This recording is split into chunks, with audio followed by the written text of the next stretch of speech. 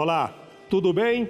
Sejam todos bem-vindos. Estamos começando mais uma edição do Pauta Aberta desta semana. O assunto de hoje é a geração canguru. É isso mesmo, a geração canguru. Já ouviu falar? Ainda não? Mais de 25% dos adultos brasileiros entre 25 e 34 anos ainda moram com os pais. Isso segundo pesquisa do IBGE. E engana-se quem pensa que este é apenas um reflexo da crise. Não é, não. Muitos desses jovens têm situação financeira favorável, muito boa. Então, por que deixa essa geração tão confortável na casa dos pais? O que faz isso acontecer? O que acontece com isso? A acomodação, necessidade? Existe o problema de uma eterna adolescência ou a renda do jovem diminuiu e eles estão segurando o orçamento? Hoje no Pauta Aberta vamos falar sobre esse assunto, sobre a geração canguru. Estamos recebendo aqui a psicóloga clínica, doutora Arlete Ferrari Santos, especializada em famílias. E recebo também o educador financeiro Altemir Farinhas. Doutora, tudo bem? Como é que está a senhora? Seja bem-vinda. Obrigada. Tudo bem. Boa noite. Tudo bem, Altemir? Como é que está? Tudo bem. Tudo bom. Eu vou começar com a doutora aqui perguntando sobre esse comportamento do jovem, nem tão jovem mais assim, dentro de casa. Os pais ficam incomodados? Como é que as famílias reagem? As mães ficam preocupadas? As mães se preocupam mais com os filhos, né? Como é que é isso na família? Então, eu acredito que exista uma tendência de cada lado, uma certa disponibilidade também dos pais como dos filhos. Alguns pais podem se sentir incomodados com alguns reveses do momento, mas eu acredito que também alguns pais façam uma certa questão de tê-los por perto. Existem várias questões que entram aí, né? E que também acabam retendo os filhos um pouquinho mais, porque, na verdade, ficar com o ninho vazio nem sempre é uma situação fácil para os pais. É melhor tê-los por perto. Tê-los por perto e também ter alguma função, né? Porque, em geral, isso também pode acontecer paralelamente com uma aposentadoria, né? Uma situação em que se crie um impasse de solidão, de sensação de finitude das funções paternais que foram tão longas, né? E aí elas terminam. Então, existe uma certa questão emocional que também retém um pouco. Obviamente, o jovem se beneficia ou se sente beneficiado com isso e também tem as questões dele, né? Não sei se você vai me perguntar. Claro, sem dúvida. As questões, né? O que leva o jovem a ficar na casa dos pais, e o nosso consultor, educador financeiro, também vai explicar. Se o problema não é financeiro, o que ele está fazendo na casa dos pais? Por que não saiu ainda? Mas nós preparamos uma reportagem que fala sobre esta geração, a geração canguru. Acompanhe. No clássico infantil, Peter Pan era um menino que não queria crescer. Sem compromissos ou responsabilidades, passava os dias atrás de aventuras mágicas na Terra do Nunca. Já no mundo animal, são as mamães cangurus que protegem os filhos mesmo depois de crescidos. É comum ver os filhotes já grandões sendo carregados dentro da bolsa. Com o ser humano, não é diferente. A última pesquisa do IBGE mostra que entre os jovens de 25 a 34 anos, 25% deles, ou seja, 1 em cada 4, ainda moram com os pais. Segundo o estudo, esse comportamento está se tornando cada vez mais frequente. 15 anos atrás, 20% dos jovens brasileiros ainda moravam com os pais. Em 2012, esse percentual já tinha crescido para 24%. E mais da metade desses jovens são homens, como Chay, o filho de Luana, que tem 24 anos. Eu gostaria que ele já tivesse encaminhado a vida dele, porque o laço entre mãe e filho nunca vai ser cortado, né? Então, mesmo que ele saia, vá para a Alemanha, ou então ele não vá para a Alemanha, que ele saia, case, não dê certo o casamento, eu certei para a mãe dele. Franciele tem 26 anos e ainda não faz ideia de quando isso vai acontecer. Eu acho que só quando eu casar. Eu acho assim uma questão mesmo por estabilidade. né, estabilidade para poder fazer o que eu bem quero, o que eu bem entendo, sem ter que ficar me preocupando muito, né? Doutora, por que essa geração quer continuar morando na casa dos pais? Bom, é bem razoável pensar que é mais confortável ter a roupa lavada, né? Ter a Comida comidinha já pronta, quentinha, né? E alguns mimos, algumas vezes, né? Então, mas de uma forma geral, a gente obviamente existem casos e casos, Claro. mas de uma forma geral a gente poderia pensar em termos de uma certa dificuldade de fazer enfrentamentos, né? De fazer enfrentamentos que possam trazer decepções, desilusões, ou frustrações. Eu acredito que a gente tenha uma geração que viveu muito pouca frustração e isso é alguma vamos dizer, não diria culpa, mas alguma responsabilidade dos pais, né? De que eu acho que foi uma geração em que os pais procuraram não frustrar. Uma geração super protegida. Super protegida e que foi impedida de sofrer frustração porque isso era muito ruim, supostamente. E é uma geração que ficou com poucas limitações e não se treinou para sofrer frustração, quaisquer que sejam, as emocionais, de dinheiro, não posso comprar, ou vou ter que fazer minha comida, né? Então, qualquer frustração com relação à subsistência. Eu não tenho uma camisa limpa, eu não tenho uma roupa limpa porque alguém não lavou. Então, essa frustração com relação às necessidades básicas. Tem adulto que não sabe fritar um ovo, né? Não sabe fritar um ovo, verdade? né? E também tem dificuldade de vivenciar uma frustração qualquer que seja assim, bom, eu não posso comprar determinada coisa, né? Porque se um adulto trabalha e tem o seu dinheiro, ele terá mais... o que vai impedir que ele saia de casa vai ser a condição que ele tiver de viver frustração. Entendi. De viver reveses, de viver dificuldades e poder continuar. Ô Altemir, se o problema não é grana, né? E aí? É acomodação? Acomodação e o detalhe é o seguinte, né? Nós tínhamos antes do Plano Real uma situação de inflação. Então as pessoas se perdiam nas contas. Então tinha aquela história, vou sair de casa e dou um jeito. De repente nós temos uma estabilidade econômica, as pessoas fazem a seguinte conta. Agora eu posso programar uma viagem para o exterior, posso programar a compra de um carro, eu posso programar. Então, quando começou a fazer uma conta dessa maneira, eu descobri o seguinte, se eu sair de casa, eu vou ter que abrir mão de alguma coisa. Porque tem aluguel, prestação disso, daquilo. Se eu fico em casa, roupa lavada, comida feita, a empregada, não sei, tem todo um pacote pronto, melhor que qualquer hotel. Sair para quê? E sair é barato, né? E um detalhe, né, Adilson? Olha, a pessoa ganha o seu dinheiro e não ajuda em casa. Então, ainda tem esse egoísmo, que é um detalhe seguinte, não consigo poupar, entre esses jovens, não conseguem poupar, gastam tudo que ganham sem colaborar em casa. Gastam tudo que ganham. Gastam. Esse é o perfil, esse é o... Se a gente olhar assim, o maior consumidor de tecnologia, o maior consumidor de turismo, tudo está nessa faixa etária. Nessa faixa etária. E por quê? Porque ele tem um suporte. Ainda assim, se der alguma coisa errado, eu tenho pai trocínio, mãe trocínio, eu tenho um banco em casa que ainda me socorre. Então, casa, comida, roupa lavada e ainda dinheiro se precisar. E se eu sair, aí é por minha conta, né?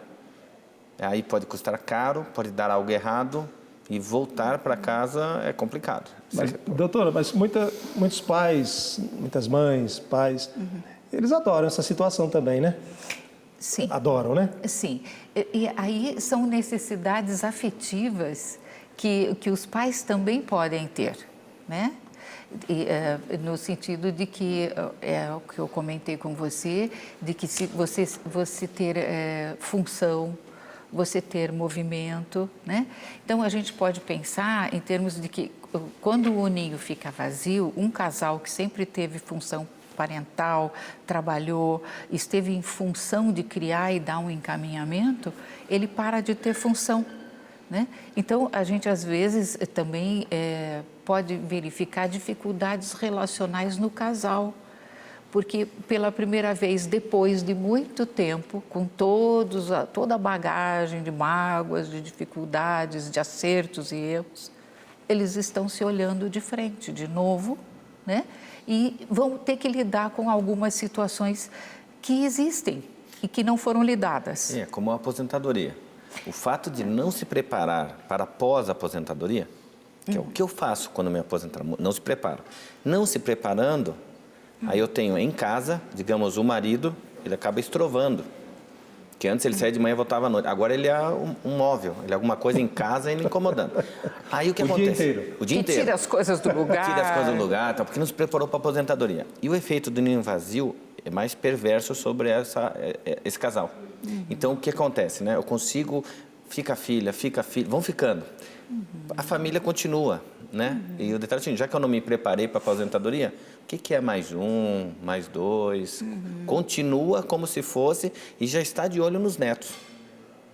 Já quer... E existe mesmo, às vezes, até um combinado inconsciente entre pais e filhos, do tipo, eu tenho direitos, né? Eu acho que houve infelizmente, e espero que os pais tomem consciência disso mais rápido, para não continuar acontecendo, existe uma geração inteira com direitos, muitos direitos, e absolutamente nenhum dever.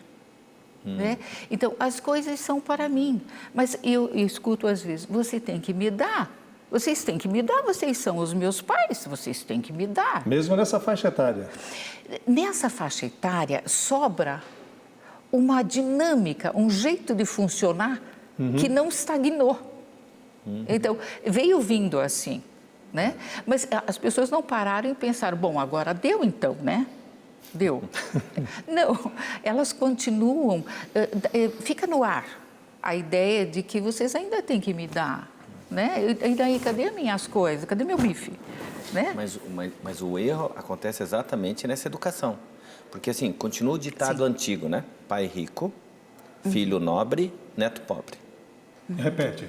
Pai rico, filho nobre, neto pobre. Porque esse que vai ficando e está sendo suprido pela família, pelos pais, ele não, digamos, não tem dificuldade. E algumas mães e alguns pais, eu escuto isso também, falam assim, ó, mas é que eu nunca tive, agora eu tenho condições. Isso. Então eu quero suprir, eu quero dar tudo. Isso. Eu falo, parabéns se você quer um neto pobre. Aí a pessoa fica assustada. Eu falo, claro, porque não tem frustração, não sofre, continua um adolescente. E não se conhece, não aprendeu a verificar qual é a sua capacidade real, porque N vezes você pode perceber uma capacidade idealizada. Ela não existe, mas o indivíduo acredita que tem. A gente precisa fazer uma parada. O assunto está muito bom aqui, tem muitas perguntas a serem feitas ainda aos nossos especialistas no assunto e há uma questão que eu não posso deixar de perguntar e será respondida no próximo bloco. Há também aquele caso, né, ou aqueles casos que sai o filho e a filha, o casal, e quando voltam, eles não voltam sós. Eles trazem os agregados. A gente volta daqui a pouco com o Pauta Aberta. Até já.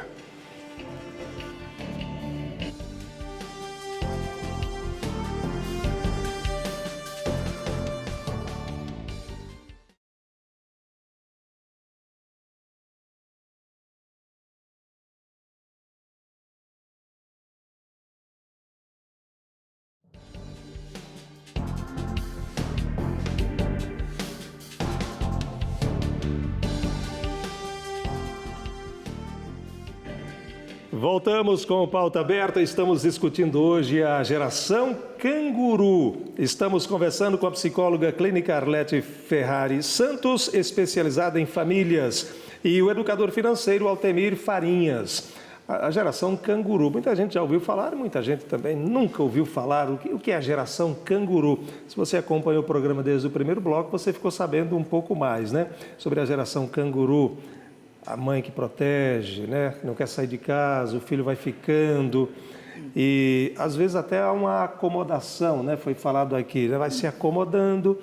Ô, Altemir, você que é um especialista na questão financeira, para quem tem aí 18, 19, 20 anos, como é que se organiza para sair de casa, voar por conta própria? Então, primeiro já deveria participar da dinâmica financeira da família. O que é essa dinâmica financeira? Eu, desde a adolescência, ou desde quando era criança, deveria, junto com os pais, na ponta do lápis, água, luz, telefone, saber o preço das coisas. Né? Muitos pais não conseguem dizer não para os filhos, porque os filhos não sabem quanto custa, logo. Não sabem valorar. Não sabem valorar. Uma criança pequena pede até 11 vezes, é outra estatística. Até 11 vezes. 11 vezes. É para quebrar uma barreira, daqui a pouco acaba até cedendo. Tá bom, eu te dou, chega de pedir. Mas olha só, quando essa criança participa dessa dinâmica, quando ele é adolescente, participa da dinâmica, que é o planejamento financeiro familiar. Agora eu sou um jovem querendo sair de casa. Eu sei o preço das coisas. Eu sei, assim, se eu vou poder pagar um aluguel, ter mais a faculdade. Existe um combinado que pode ocorrer. Por exemplo, aquele filho que passa no vestibular em outra cidade. E alguns pais falam o seguinte, eu vou depositar tanto na sua conta. Esse dinheiro é para alimentação, pagamento dos estudos e tal. Esse jovem, ele já sai mais preparado. Esse não volta. Esse já sai do ninho, já descobriu o seguinte, eu tenho agora uma responsabilidade, estudar, pagar as minhas contas, devolve para esse pai e para essa mãe as contas, porque ele sempre participou da dinâmica do planejamento financeiro familiar, ele acaba descobrindo o seguinte, daqui a pouco o pai e a mãe até ajudam esse filho, porque fala assim, pô, te mandei R$1.000, está sobrando dinheiro, estou te mandando mais um.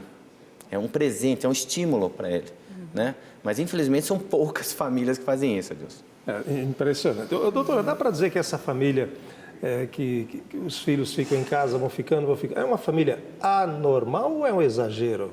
Não diria que não diria nem normal nem anormal, eu diria que é comum. Comum. Nessa geração, sim, tem sido comum e não só no Brasil, isso é realmente mundial. Né? E o que também se pode pensar é que na medida em que a criança se desenvolve, e depois o adolescente, ele vai precisando ter... como já disse, as frustrações que dizem respeito a que ele assuma a responsabilidade sobre algumas coisas. Então, é muito difícil que você... Não é difícil de impor isso. Né? Não é difícil, não teria que ser tão difícil para os pais poder dizer, bom, você tem tarefas. Né? Então, você vai fazer determinadas coisas, todo mundo vai participar das tarefas da casa, vai levar lixo, vai lavar louça, vai fazer comida, né? Vai limpar o seu quarto, vai arrumar a sua cama, vai lavar a sua roupa. Por que não? Né? Qual é a dificuldade disso acontecer? Então, para fazer isso, acaba sendo que se cria um impasse e daí, vamos discutir, é melhor deixar assim, porque daí dá briga. Né? Então, a gente não vai falar sobre isso. Então, essa prerrogativa, né, de não entrar no conflito, ela traz algumas consequências que o indivíduo não tem a condição de assumir responsabilidades sobre ele mesmo. Eu aprendi aqui na conversa de vocês dois que em algum momento os pais têm que chamar a criança e começar a conversar sobre responsabilidade na casa e sobre dinheiro. Exato. Qual é essa idade? A partir dos 5, 6 anos... 5? 6 anos, a criança já pode participar dessa dinâmica. Então, ele está na mesa aqui ouvindo os pais comentarem o custo das coisas. Né? E essa criança pode ganhar uma semanada, que não é mesada, porque o tempo mental dessa criança pequena é diferente do nosso. Então, ela vai ganhar o dinheirinho dela, digamos, toda segunda-feira, ela só vai ganhar o dinheiro na próxima segunda. E deixa a criança acertar ou errar. Entendeu? Ela vai gastar no que ela quer gastar, porque é um mundo infantil. 13 anos, adolescente já, ele ganha mesada. E aí é bacana quando o pai fala, tá vendo esse dinheiro? É o dinheiro para você gastar na escola, o seu lanche, cinema e algumas coisas suas. O resto, pai e mãe vai suprir. Livro para a escola, mensalidade escolar, mas esse dinheiro é seu. Um parêntese, Altemir. Paralelamente a isso, lavar louça, ajuda Isso, como alguma coisa natural. Sim. Não é assim, você vai fazer, então você vai ser premiado, porque você está fazendo alguma coisa excepcional. Está indo bem na escola, você vai ser premiado. Você não tem que ser premiado por ir bem na escola, você tem a obrigação de ir bem na escola. Ótimo, Alex, ótimo. É ótimo que você falou isso. Porque assim, eu, por exemplo, explico que não pode vincular trabalho doméstico. Trabalho doméstico é coração. É algo emocional, tal. Agora, fazer parte do grupo. Fazer parte do grupo. Quando pais e mães, e eu já vi isso na internet, correndo lá, planilhas e tal, se seu filho lava a louça dá tanto. Não. Eu falo, se faz isso, você está contratando um mercenário.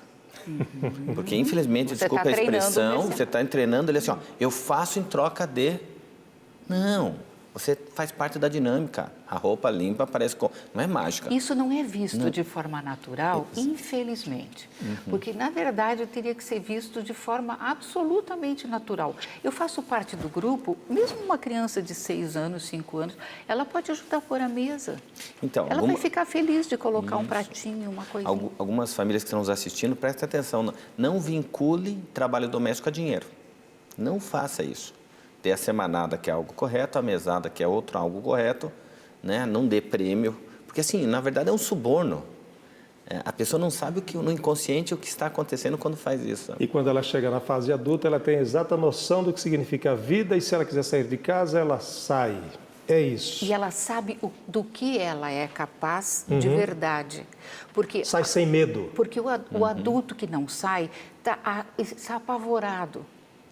Ele está com medo de sair e ter que reconhecer que ele não dá conta. Posso citar um caso? Uma vez eu atendi uma senhora, o marido já tinha falecido, com dívidas altas, e até os aposentados, os que mais estão devendo em consignado no Brasil, porque eles fazem empréstimo para os filhos, não para eles. Aí eu atendendo essa senhora, olhando ali a planilha, olhando os números, eu falei, a gente tem uma saída, vai demorar um pouco, tem uma saída. Aí eu notei, são 3. Eu falei, seus filhos, meus meninos... Eu falei, os meninos, ótimo. Eu falei assim... Os meninos de 30. Exatamente. A expressão era os meninos estudam, tiram boas notas. Olha, você não sabe, professor, como os meninos... Aí eu perguntei a idade. Um tinha 32, outros 34. Não trabalhavam. Estavam numa segunda faculdade. Ou seja, ainda onerando um pouco mais. Eu falei, minha senhora, me desculpe, mas a solução financeira não está em empréstimo bancário, nada. Está em 2 marmanjos que trabalham, que poderiam estar trabalhando ou fazendo alguma coisa para suprir. E quando esses 2 marmanjos voltam para casa e trazem 2 esposas, ou... Aliás, o homem volta mais, né? Sai menos de casa do que a mulher, né? Por incrível que pareça, a mulher ela tem uma fibra que, se nada deu certo, até numa separação, fico com os filhos, ela tenta as rédeas, né? Ela não volta. O homem fala o seguinte, tá bom, então você fica, eu volto a morar com meus pais. Porque ele sabe de novo o que ele vai ter, roupa lavada, continua tudo aquela. E o acolhimento, às vezes, de uma mãe e de um pai é exatamente isso. Vem cá, não deu certo, eu vou cuidar de você. Esse cuidado é que está errado. A forma como é esse cuidado. Há o caso também de jovens que continuam morando na casa dos sogros, né? E aí? É a mesma coisa. É a mesma coisa. É a mesma coisa com um modelito diferente, né? Porque, na verdade, eles estão sendo maternados, né? Maternados, acolhidos. Eles estão na bolsa, né? Porque continuam fazendo aquilo que fariam na casa e, às vezes, os pais ficam intolerantes, né? E dizem, bom, então, deu, né? Chega. Ou qualquer coisa, infelizmente, às vezes de forma muito ruim, porque eu acho que isso tem que ter uma sequência de atitudes que vão deixando claro, não precisa ser dito quando já está posto, né? Mas, de qualquer maneira, isso pode acontecer Quando tem muito adulto numa casa, começa a ter atrito. Estresse. É difícil. Difícil lidar de uma maneira saudável. Sim. Esse relacionamento é difícil. É muito mais difícil, porque você tem um adulto que tem sua própria dinâmica, começa a ter sua própria dinâmica, querer as coisas como quer, e a mãe diz, bom, mas aqui em casa não, né? Exatamente. Mas aqui em casa não. Então, algumas coisas sempre vai ter. Alguns conflitos podem ocorrer. Porque, assim, quando casa, né, cada um já traz uma bagagem. Sim. Uma criação diferente. Aí quando volta a morar, e eu brinco, né, capital mundial da sogra, né? Cascavel, a cidade de Cascavel. Mas assim, entendi.